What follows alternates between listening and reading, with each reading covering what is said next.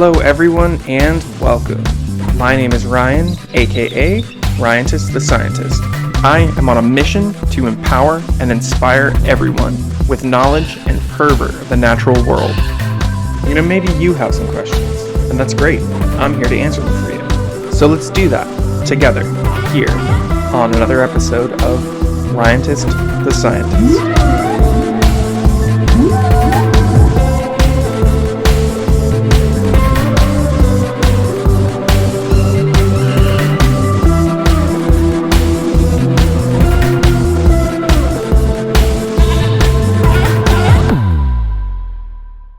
Welcome back, everybody, to another episode of Ryantist the Scientist. Today, we have a really cool episode. I've been really excited to share it with everybody. I was equally as excited to record it for the multiple hours that our conversation lasted for. This is going to be a two-part episode. I'm going to split it into two different episodes.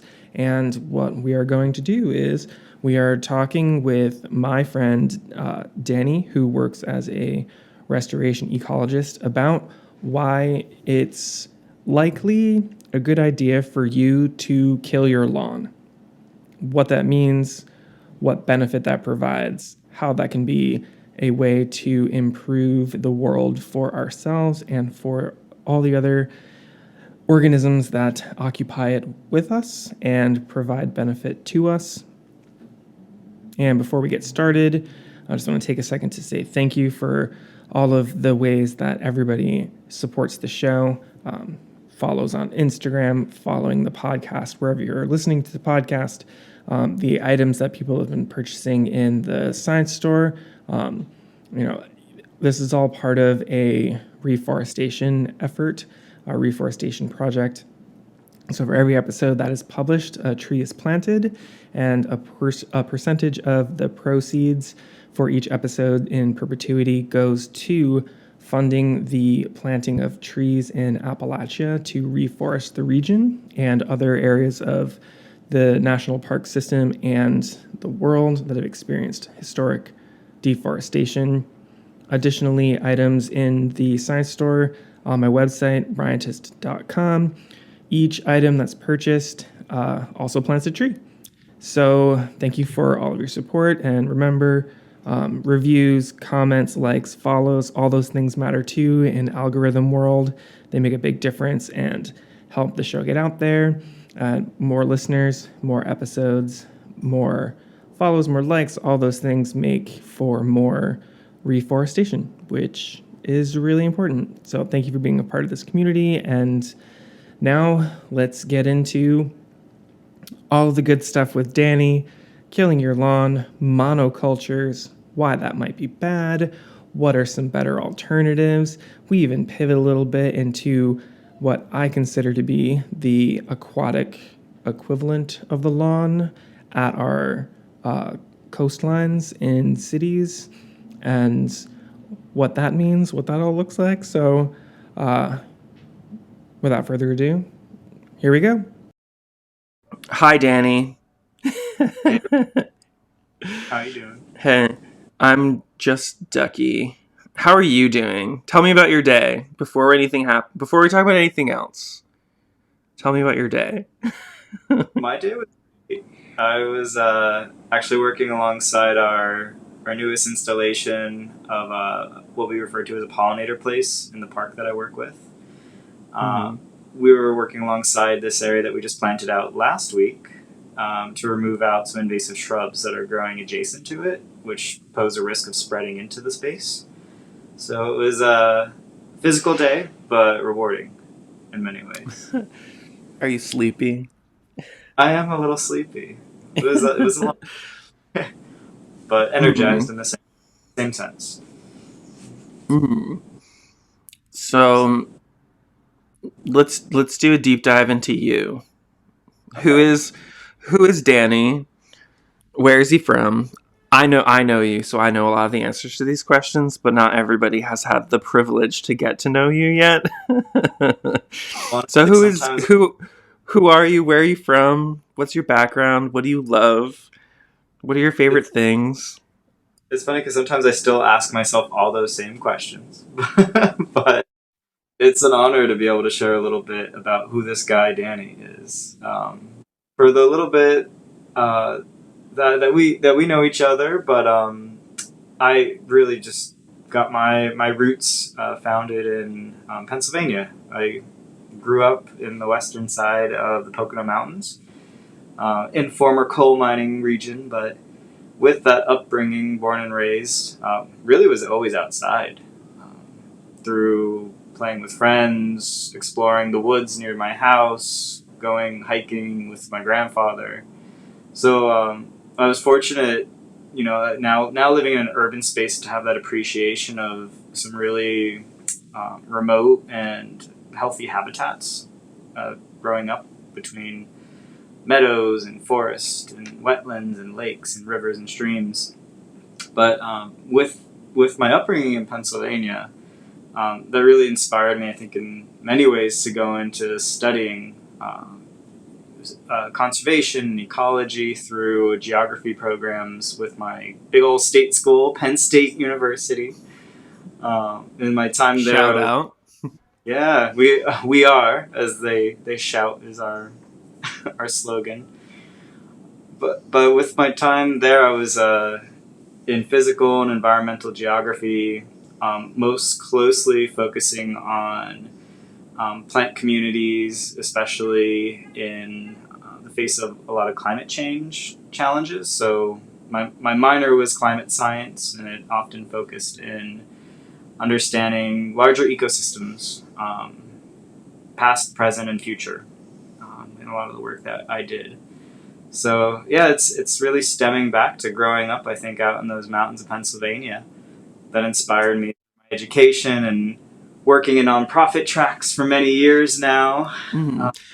Would you say that I feel like everybody has like a either like a relatively similar like entryway experience into like this universe, or Yeah. like a dramatically different one, where it was like kind of sparked by like an instance. Like, which category do you think that you fall into? Was this just like something that was just kind of like seated in you, that was like you are the product, you that this is like the product of being from like a place? Or was it like a thing, like there was a particular moment of inspiration, whether it be like a catalyst, or just like a human, like a teacher or anything like that, that kind of like drew you towards or lured you into like this universe of environment, habitat, ecology, climate science, geography? No, absolutely. I mean, like for the human element, from the youngest of ages, that catalyst, it was definitely my grandfather. Even before I got Mm. into the actual study of or field and practice, and when I was growing up, and fortunately, he's still around with us, 93 years old. Um, I think, 93 and thriving. right, I think probably being out in the forest so much and fishing and growing his own vegetables in his garden has probably helped in many ways. But So a hero. a hero, really, an environment, in many ways. And in my time growing up with him, he was the one that got me outdoors all the time. My brother is quite the opposite. He's the other individual that likes to be home. He's a homebody. When we would go out fishing, he hated it. He fun, honestly.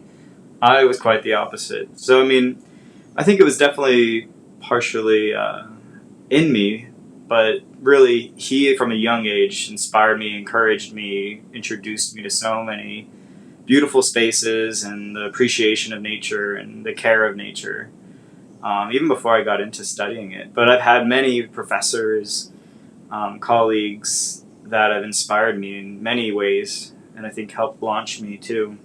Especially the time I was in AmeriCorps after graduating from Penn State, and I was working in the Hudson Valley of New York, leaving Pennsylvania and getting out into these really beautiful, diverse, urban, remote suburban spaces. It really had the gradients of it all, which I think did kind of lure me down into New York City after a while, which I never honestly expected. Uh-huh. That's funny. Most people usually like are in pursuit of ending up here that end up here. It doesn't kind of like happen by accident. Yeah, I think, I mean, I was in a contract with the AmeriCorps working with a land trust that acquires land for preservation, for conservation, development, programming, and this really helped launch me as well. But in that work, it was contracted, and I think finding that New York City, surprisingly of all places, has a lot of an urban ecology and conservation effort. So when you're like in, like you mentioned some of the stuff that you're like actively working on with this, with like a pollinator place and, kind of like alluded to a little bit what that looks like, but like, has your body of work of like what you've done physically, what you've studied, has it all kind of like been centered around like restoration of like a particular type of habitat, or just restoration in general, or was it over here and then it ended up in restoration? Like what is how do I say, what is like the way that you went from like I'm like a teenage baby in college and doing my thing, and then I moved into like now I'm a grown-up person and I'm gonna like do the stuff that I studied? Yeah, I think in many ways I pay tribute to that time in AmeriCorps.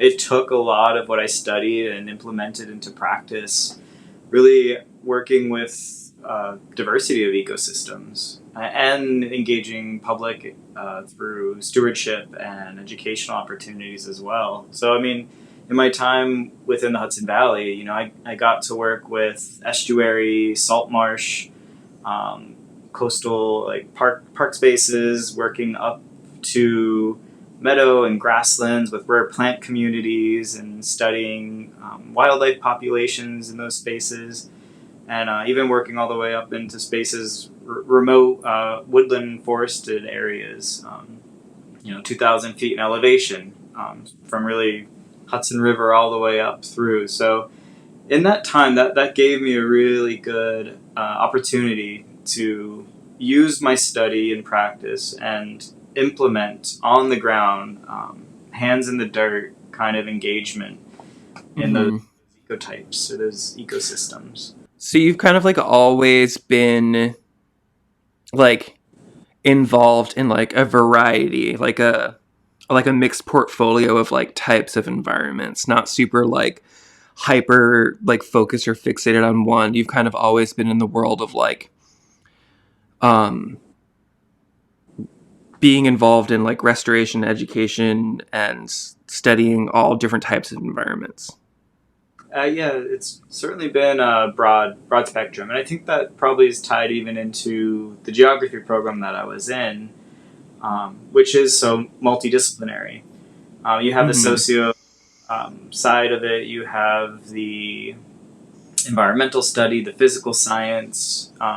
There's even economic and biogeography. There's so many facets of the discipline. But so in that time, I did get the chance to explore many different,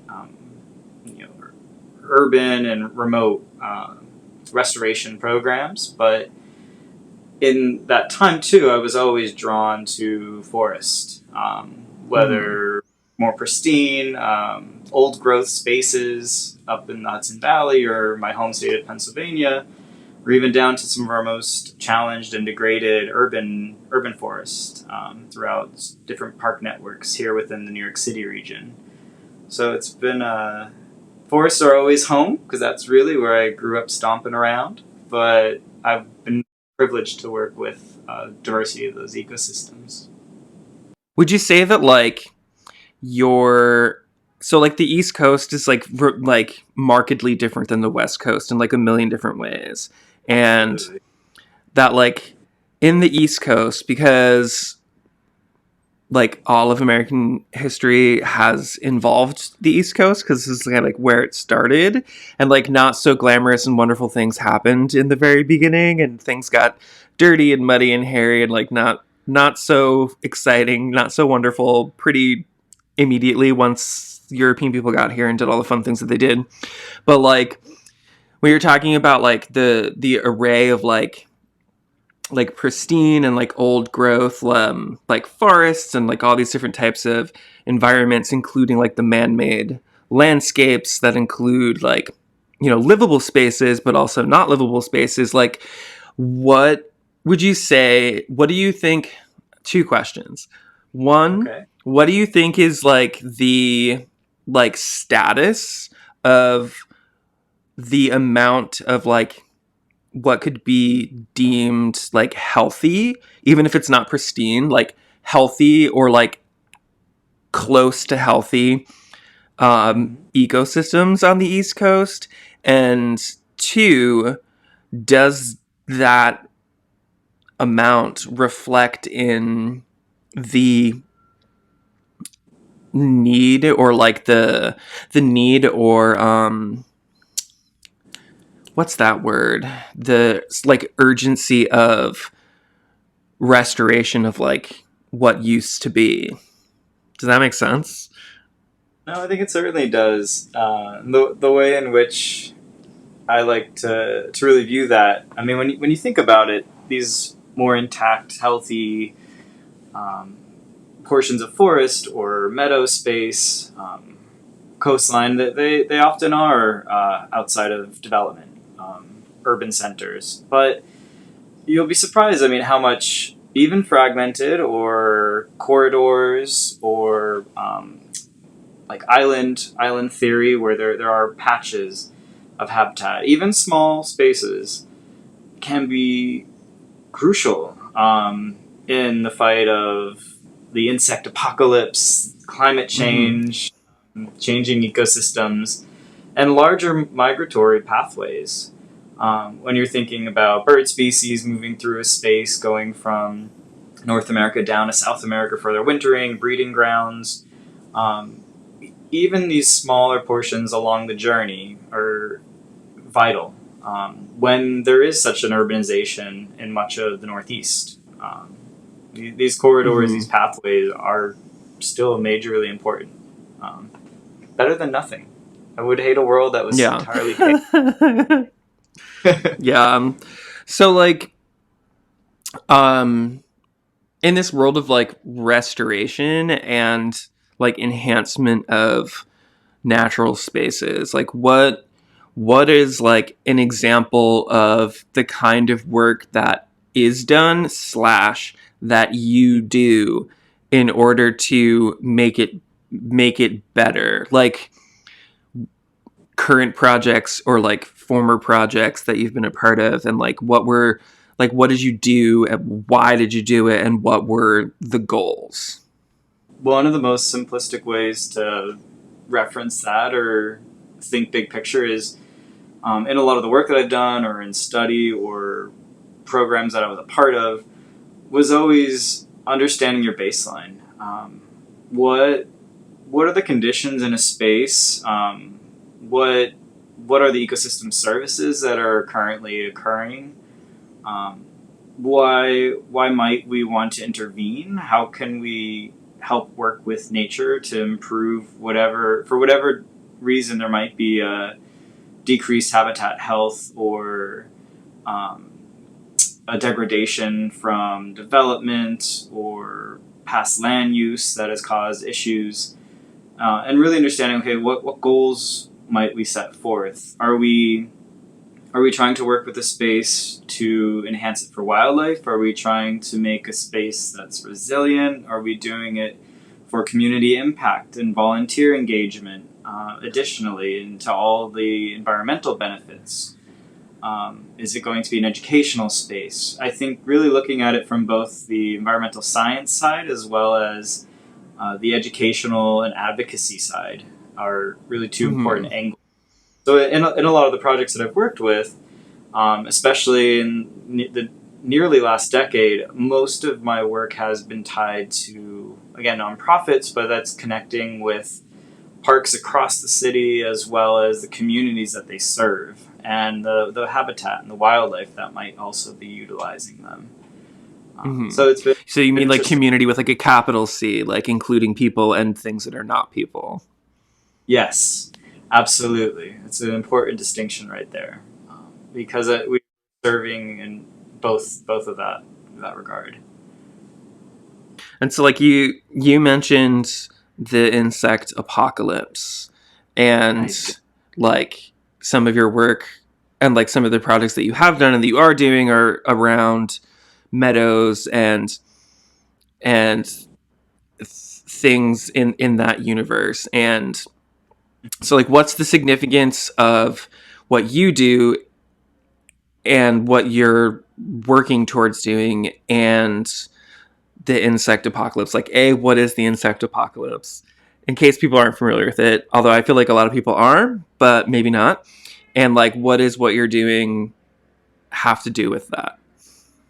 As terrifying as that jargon or that keyword of insect apocalypse, as many of us may be aware or becoming more familiar with, it really is a scary and alarming sign that across the board, insects globally are in decline. Some that are more at risk or endangered than they were a decade ago, 2 decades ago. Others that have almost entirely been removed from certain ecosystems, especially in some of our urban spaces. So, knowing that this is often stemmed or tied to, again, habitat loss, herbicidal use, pesticide use, both in public spaces, private homeowners, properties, our agriculture, it's all putting at risk full systems and food webs, all tied back to insects. If you think about it, and people always use the example: do you like eating fruit or vegetables, or having pretty Mhm. flowers? That's all connected to a lot of our I do native. like eating fruits and vegetables and pretty flowers. Most people do. Some people don't. Some people don't like their Brussels sprouts or apples. I happen to love them, as you know, especially apples. But in this, knowing that for the various reasons at which insects are at risk, as well as the greater food webs that are tied to this, from plants all the way up, it really it shows the importance of helping to support that through either, again, the restoration, nudging and supporting nature in a direction that a space is already going, or complete rehabilitation of a site, that it may be a space that is completely, for lack of better words, a biodiverse dead zone. An example that might be a lawn, a monoculture lawn, one type of Yeah. grass. Do you want to hear a crazy thing that I learned literally today? Of course, I'd love to.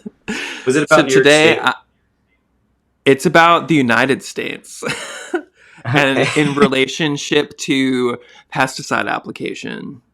Mm-hmm. That the most recent um, reporting on the amount of money that's purchased that is spent on pesticides by like sector, the largest, the sector that purchases the most pesticides for application is homes, It's not agriculture. individuals. It's not agriculture. Interesting. Isn't that And it's crazy? So like when you're saying when you're referencing lawns, and to me, like why my brain went there right away is like, what are the things that people do in order to maintain lawns?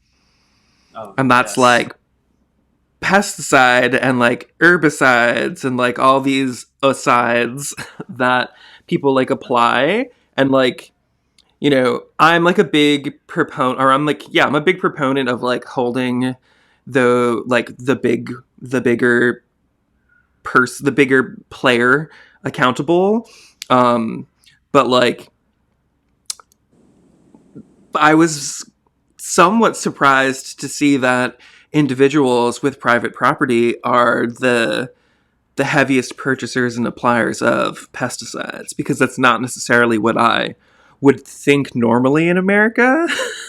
Granted, the statistic is like, it's a measurement of 2017, so it's like a little bit old, but like not that old, and like how much has really changed since 5 years ago. But yeah, so like the lawns and the monocultures, that just made me think of that really, really fast. Of like, wow, this is like very reminiscent of something that I just learned today. Especially like thinking about those pesticides in home ownership, lawn care. I mean, really since the mid '90s, and I don't know for many who are listening to this, but growing up as a '90s kid, driving down the highway, going on that road trip, how many insects would impact your windshield? Often mosquitoes, flies, but just to fast forward to a decade later and through this present decade, a significant decrease. And in that connection, I can't say it's a complete causation, but really neonicotinoids in a lot of, again, agriculture, but home ownership. That it's interesting you're talking about this like neurotoxin synthetic pesticide that's used a lot. Are these the systemic ones? These are systemic. They're neurologic. They attack the neurologic system of not just insects, a plethora of organisms. But these are ones that places like Europe and Canada and some states. Mm-hmm. All these other places don't like fucking let you use them, Yes. But we use them. Cool. We still love that. Love that for us. Freedom. I like lost my brain for a second. Okay. Pesticides, yes. The lawns. You said like monocultures of grasses, so like a lawn. What is the ecological significance or impact of excessive unnatural monocultures like a lawn? Yeah, I mean, much of this, I would say a lawn is just above a paved surface. It's permeable.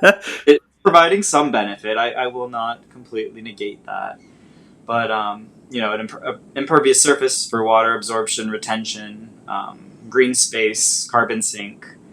But these spaces really, these monocultures, this one crop, or often you hear the Kentucky bluegrass or a European grass species that you might buy at your local Home Depot or Lowe's or garden center. They're catering to really the homeowner, the attractiveness. Everyone has that American dream of a green lawn, shows your success, shows your care, yada yada. But they don't think about the bigger picture. Who's using that? Of course, there might be some insect activity, not much of a diverse one, or there might be a robin finding a worm in the lawn. But really, the bigger picture is, what might be able to use that if your lawn is weedy and it has a mix of weedy flowers. There might be some value, but most people in their green lawn care industry are using, again, those pesticides, herbicides that are just creating that green carpet that doesn't provide a lot of nectar value or habitat value from really insects all the way up the food web. They're really serving not much value at all. Mm-hmm. So, like, is there... I mean, not is there, but obviously there must be a better alternative than the monoculture. I mean, for me personally, whenever I see like in places like that are not super like urban, like going to Pennsylvania or driving through like parts of New Jersey or upstate New York or Connecticut or whatever, that like driving down like residential roads that I always have the same thought driving through those environments or driving down roads that go through like wind through like these woods, and it's kind of like you're surrounded by a bunch of stuff, and then like it opens up and there's this like giant, like ridiculous, like even the lawnmower lines are like perfect, big dumb Yeah. like Tony Soprano house in the middle of like this big empty like nothingness, and then it'll like go back into like that, like, and then there's woods again, and like there's like, I just personally, I just don't get it, like what is the appeal of having like this big silly house surrounded by like the grass. Like I don't get the aesthetic appeal of it. Just for personally, like whatever, everyone can like whatever they want or whatever, but like I just never got it. But that like, so like when you're doing like restoration stuff, what are you restoring it from and to? Is it So lawns? we I mean, like are in not. an urban environment versus like in like when you were doing land trust stuff upstate. Mhm. Well, it's interesting because a lot of it can be done quite parallel. Now, I think with a lot of the restoration work, really understanding the space, your region, what plant communities might be native or regionally adjacent native to your space.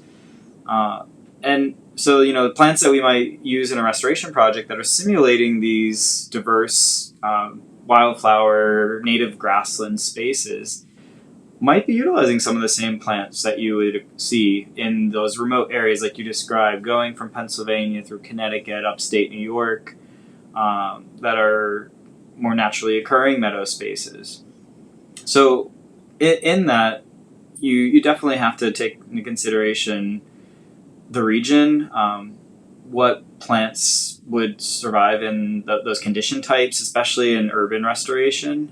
We don't have the same conditions per se as some of the areas, even though we know these plant communities would in theory be growing here. So there's amendments, there's ways in which you really can work with the space or enhance it to simulate more of a natural system. Again, I think a lot of the work in restoration ecology really ties down to working with nature and nudging it in the right direction. We're not gods. We can't completely create the most perfect balanced space, but we're nudging it in that direction, supporting it to go natural. How well supported do you think the work of like restoration is when the abundance of like the idea of monoculture, um like monocultures at large and specifically lawns are still such like, at least in my perspective and like my observations, still just such like a huge component of how people design spaces, like public, private, etc. Like, I mean, what do you think? I definitely think education is key to a lot of that. Um, and obviously, usership, especially in urban spaces, there is value to the community aspect. Picnic spaces, recreational, public events. There is a certain value to it, but there's a balance in it. I think where individuals see only one side, it can be detrimental, whether that's the environmental aspect, the human aspect, or in tandem.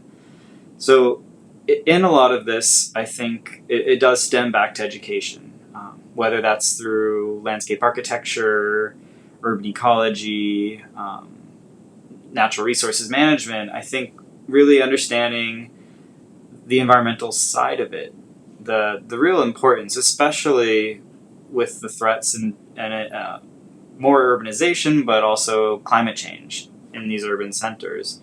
Like, really, we can serve both the humans and the animals in both senses. I think providing spaces for both are important. like a little cooperative, like it's a park for everyone that's a human but also isn't a human that wants to come here. Yes, And like making it more conducive for that to happen. absolutely. And educational opportunities through that work too, which Right. can support more funding, more advocacy, and just a healthier space for everyone involved and everything involved. Mm-hmm. I personally feel like I've experienced like a lot of um how do I say? I feel like I've been in this space and experienced like various distances from conflict based on like where I was positioned in this space. So like in my own ventures, that like the some of the organizations that I've like participated with either as like an observer or a supporter or an employee have been in more of in a there is a uniformed messaging and like support for the kinds of stuff that you're talking about. And then like polar opposite, like there's been a lot of like in this like previous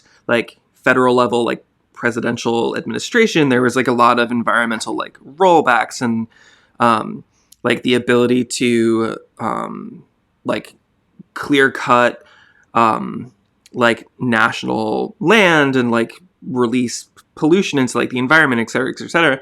And then like in between, like, and I wasn't directly involved in that, but I watched it. I mean, I was directly involved in it because I'm a human and I live here, Yeah. um, but like then there's like other places and like spaces that I've occupied where it was like all of the like stakeholders were actively always kind of like grinding and like in conflict for like what should happen with the like a space at large that they're like a stakeholder in, and what like individual like portions of it should be used for, like with the usages and stuff. And that like I've never experienced more conflict in um like any other environment than in like public spaces, like hands-on public spaces.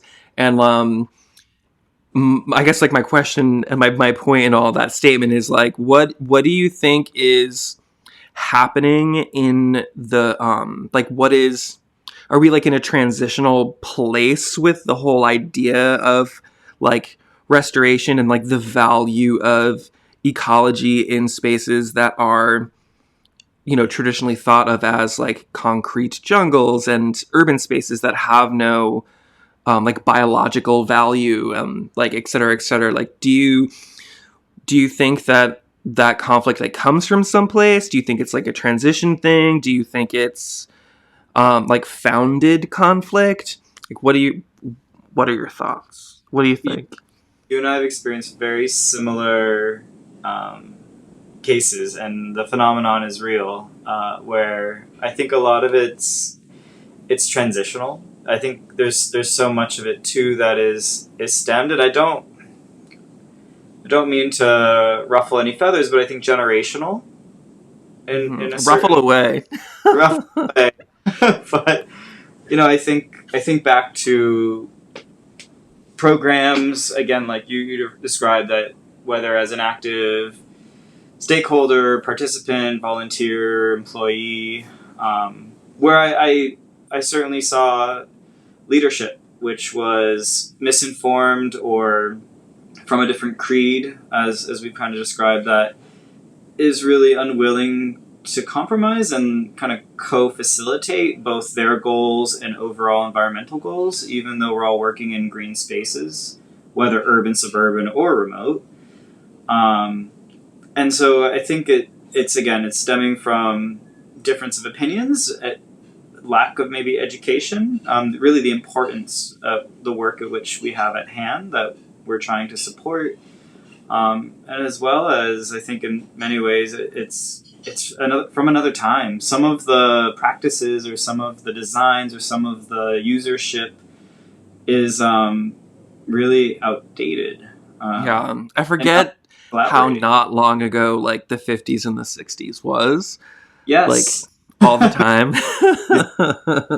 tragedies in which happened there, and generations that are war babies. That grew up in hmm in times of difficulty and economic hardship and uncertainty. If your hometown was going to be bombed and you needed to duck under a desk, um, and just I think there's a lot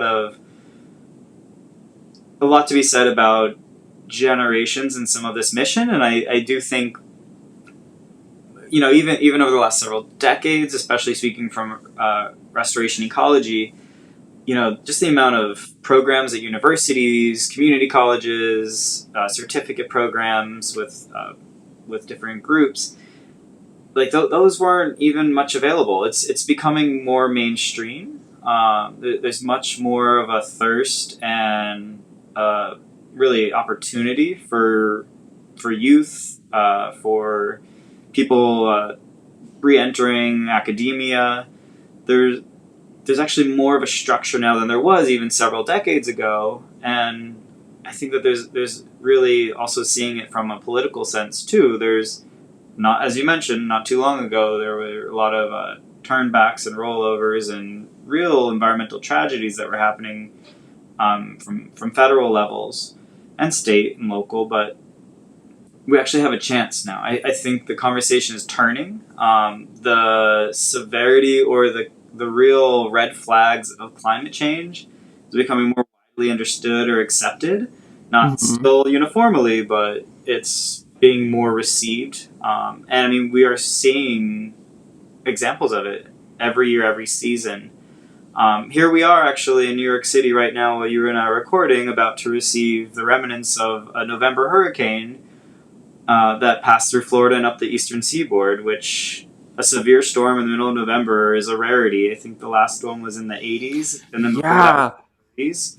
Oh, Um, this is reminding me. I just saw a thing that, like, for the third time ever, there were two hurricanes at the same time in the Atlantic Ocean. Is this um, one of those two hurricanes? this is one of the two hurricanes. Martin moved out to sea, but This is Nicole the other one.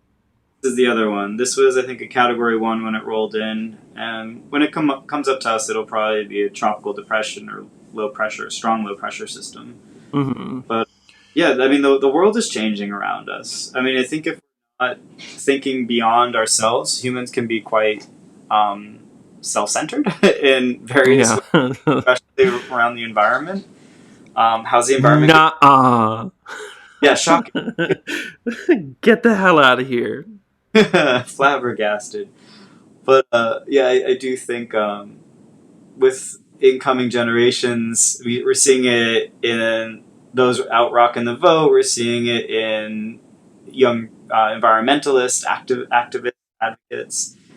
It's becoming more common, which is Can we talk about the thing that just happened with the New York bond in New environmental. York State with the New York Bonds Yeah, act or whatever? Like I I voted for it. Apparently so did like 69% of people that live in New York. The rest of the people I ask what what the hell is wrong with you? Like what? yeah. Why would But you like not? yeah, I don't get that. Like I guess I don't know, people do dumb things on for the principle. That's what I would chalk that up to. But like what well a like whatever like information you have about it, what it is, and like what is it, what about that are you like excited about? Like what do you see being able to happen because of this thing that we've just decided? What are you hopeful for because of it? Yeah, I mean, I may not be the most perfectly versed in it, but I do know for New York State, and like you said, fortunately, 69% of the New York voters did vote in favor of, and it was approved, $4.2 billion fund. Really, it was kind of marketed as like a really like once in a lifetime opportunity to receive funds for a plethora of environmental benefits. Programs in support of clean water, clean air, environmental spaces, agriculture, green jobs across the state, renewable energies.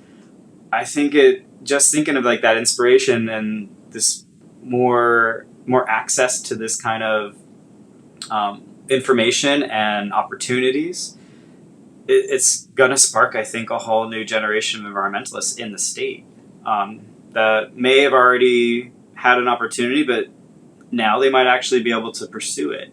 I feel like the state needs so much more, which is like what makes me excited about it, because New York has like a tremendous ability to like market itself really well and like present like look like a really really good example of this for me is like in the city of New York, and like this is like New York State at large is guilty of this too in my opinion, but that like the city of New York has the Department of Environmental Protection, which is just the water company. It's the water company, and like they do some other stuff because there's like the water is like out of the city and it comes into the city, so there's like some protection that happens like at the reservoirs, but not really, because there's still like highway gasoline runoff that goes into the water. But like it's just the water company, and we have these like kind of buzzwordy things to like create the illusion that a thing is happening that's like not necessarily happening. Like the environment is not being protected in the city of New York. Like the water is sort of by this organization, but not the environment. And like the word environment specifically being used, it's flashy. Yeah, in a way that's like not necessarily accurate, or like an accurate depiction of like what that thing is doing. Like the state and like, you know, how do I say?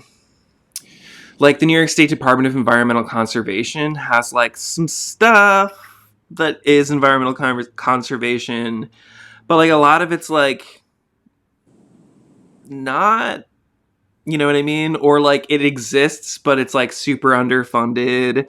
And so like this, to me, I'm excited about it because of what I think the potential to like, maybe they're such poor representations of environmental protection and environmental conservation and all those things because of their lack of funding, that this might be able to like rectify and maybe expand on some stuff. It would be awesome.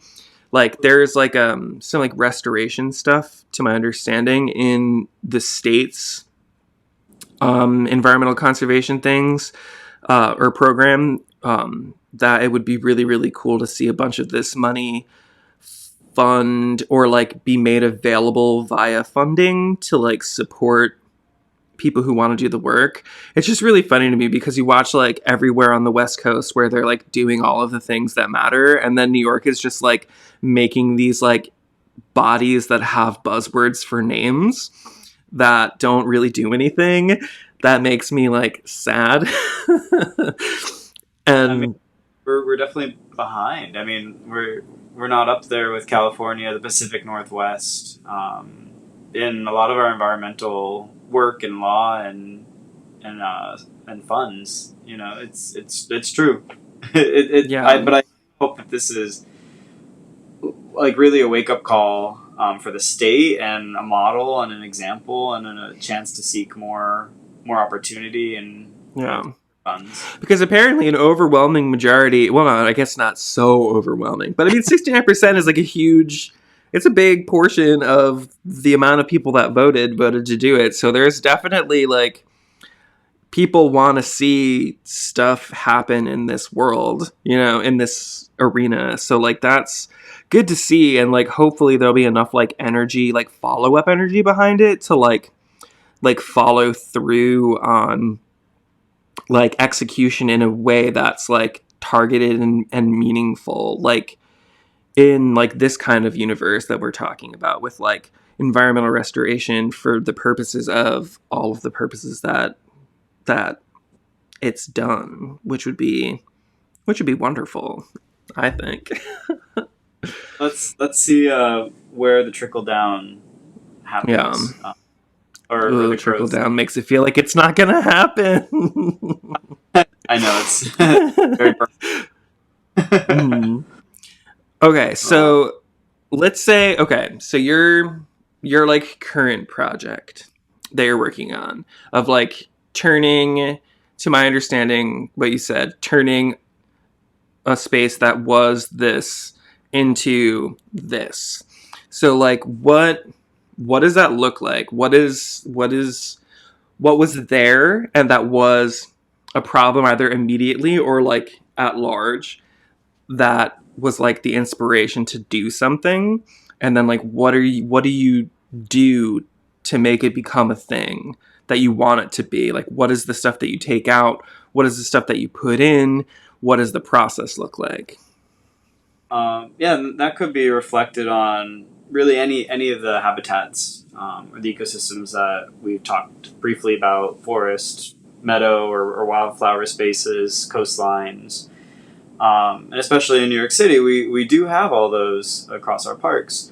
But for a lot of the work that I've been working with most recently, it's really coming across a space that is, we use this word monoculture when talking about lawns, and often they're this one plant community dominated with invasive plants. So a lot of the areas within the urban parks that are more a meadow habitat in theory, they're most common, I think, quite often you're coming across a European weed, a Eurasian weed called mugwort, that Mm-hmm. many people are familiar with here in the Always.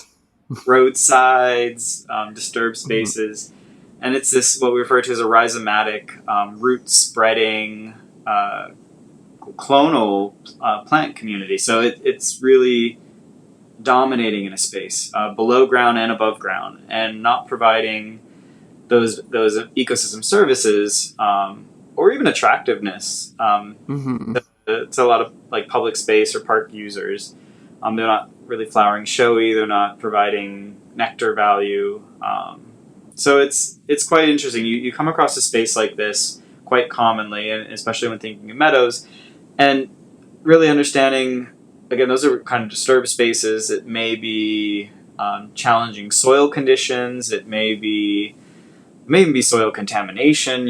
They are growing in really tough spaces, to really applaud them in that sense, these plants. But going from most often in the work that I've been most recently involved in, from invasive plant communities, which are really are a whole other topic that are definitely covered in other components of Green and Curious. But removing those plants through whether it's volunteer involvement, staff stewardship, uh, very limited these days, larger mechanical means, or in the past it might have been done more herbicidally. But being more cognizant of all these tied issues to these larger and really destructive practices, we're trying to go more sustainable, utilizing the public, utilizing young students, and taking out what we can manually in many ways, and then understanding again the site conditions and what are we trying to replicate, what are we trying to reintroduce, or what ecosystem makes sense in that space. So most often we're using northeast meadow conditions that are more dry, nutrient low spaces, that we're trying to simulate, whether it's a 10 by 10 foot patch or even a 1 acre section of a park that we're working with. So quite recently, the areas that I've been targeting for conversion, they're more historically now going for lawn conversion. But there are many spaces in the parks that I've worked with that are going from invasive conversion to habitat as well. Both two examples of monocultures. And aiming for that northeast wildflower community.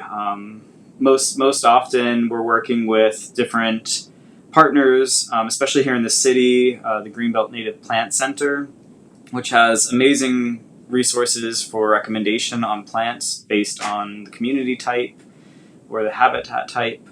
But we're most often now using stuff that's going to be flowering, providing habitat, shelter, nectar, really through the seasons. So from spring, summer, and fall, and the winter habitat that's tied into that. So just for example, the most recent pollinator habitat that we created, which was a lawn conversion to native wildflower and grasses, was about 1,500 square feet, so sizable for an urban park, but small for a remote ecosystem. And we have currently around 30 to 35 different wildflowers and grass species. We're going to be adding in supplementary seed. So we planted after preparing the site, removing the grass. And we're going to also now be seeding to have that space be really set for winter and can hit the ground running as conditions are optimal in the spring, with both some mature plants as well as the supplementary native grass and native seed.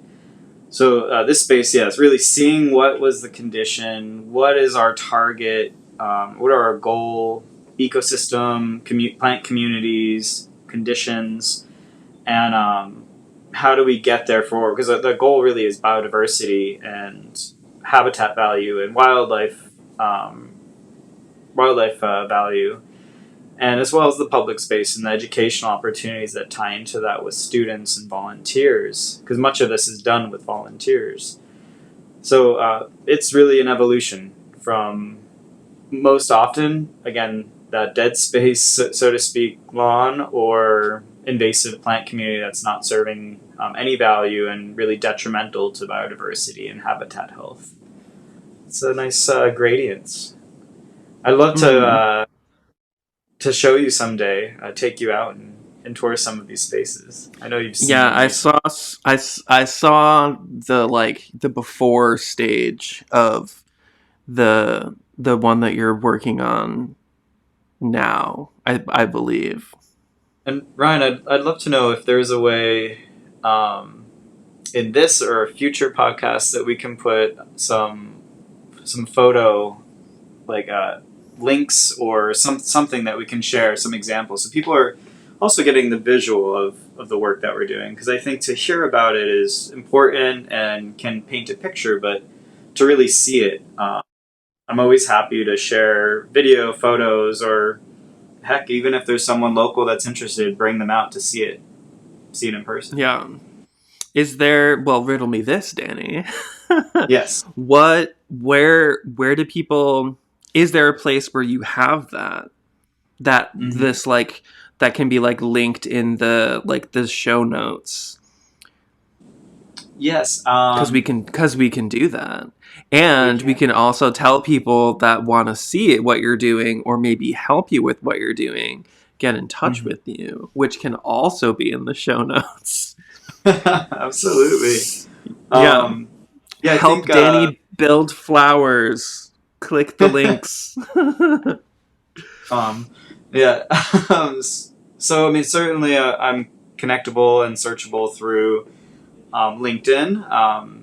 Daniel Molinaro. You'll see a picture of me in an orange flannel shirt. That should be one of the first. Sure will. You sure will, with the woods in the background. Just like here on Green and Curious's bio page. But yeah, that's right. I think there's actually a really good opportunity, and you're kind of inspiring me even in the moment, Ryan. It would be wonderful to kind of have like the concept of how a photographer has their portfolio, their virtual portfolio, but have a restorationist, an ecologist, a conservationist portfolio, and there might be a space for that. I'd actually need to invest in that, or create if I don't yet have a chance. That sounds like a fun idea. Yeah, I'd say I definitely encourage for the short. Certainly happy to share my email, my personal email, as well as search me respectfully, not stalking, but look. Don't be creepy. Don't be creepy. Or be extra creepy. Who knows? If it's Herdery. I have a question about, and I have a question and one more thing in this universe of like lawn, and then I have like something that's kind of still connected and relevant to lawns, but like a different kind of lawn. So one of the things that, well, it's a statement and then a question. One of the things that I've seen often is like attempts at making like improvements to biodiversity by doing lawn conversions. And like a really popular one that I've seen is by like making clover lawns. And I'm curious to know what, I think I know, but I'm curious to hear your thoughts rather on like those kinds of like projects that are like somewhat adjacent to what you're talking about, and like what you think about those kinds of things.